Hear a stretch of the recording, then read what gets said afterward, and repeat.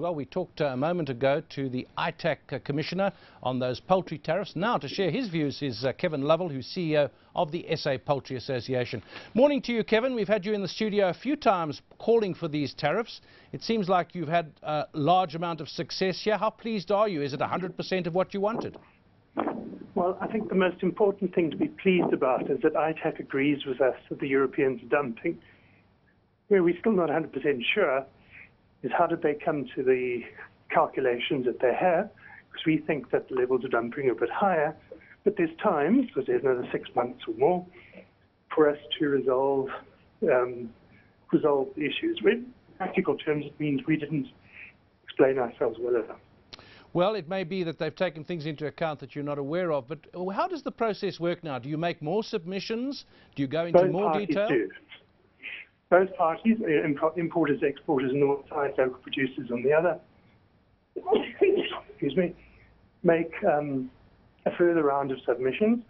ITAC considers those. There might be some more backwards and forwards.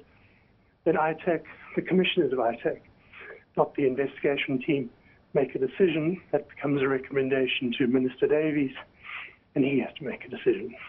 Okay, well, let's just think about that part of it as well. Let's say these tariffs are confirmed in January. How secure is the industry that this will now be the situation for a few years? What is the period that these tariffs would stay in place? Because investment decisions, and both by the companies themselves and people investing in the listed companies, obviously depend on certainty around these tariffs. And, excuse me, I apologize for that. Anti-dumping tariffs normally stay in place for 5 years, and then they have to be reviewed. But if the grounds for the dumping remain, which means that the Europeans continue to only eat parts of a chicken as opposed to all of the chicken, they're likely to persist. Where there's more risk to the industry is that 9 countries may export, 9 European countries may export to South Africa. Only 3 of these are covered by these regulations, or measures rather.